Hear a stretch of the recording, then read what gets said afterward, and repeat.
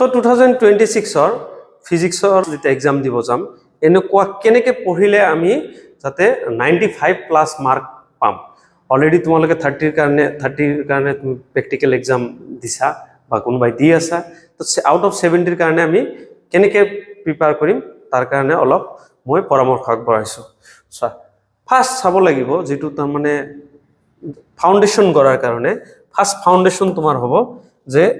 এই যেটো লাস্ট 10 ইয়াৰ্সৰ কোশ্চেন আছে 2025 ব্যাক কৰি যোৱা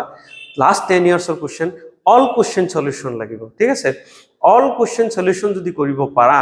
দেন তুমি কনফিডেন্ট হবা যে নাই মই যেতিয়া 2026 এক্সাম দিব যাম তেতিয়া হলে মইও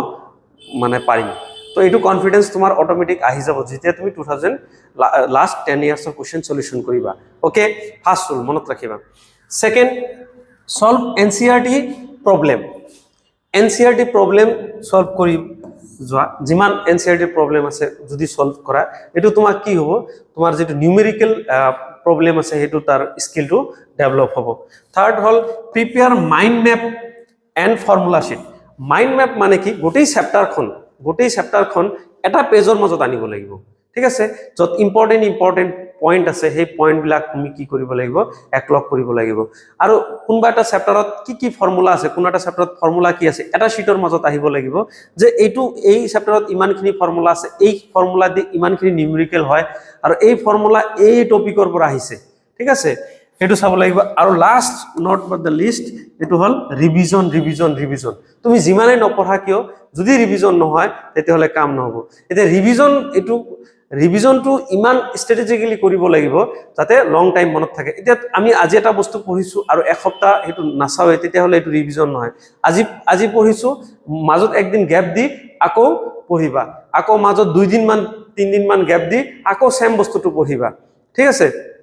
তেতিয়া হলে কি হ'ব তোমাৰ যাই কিনে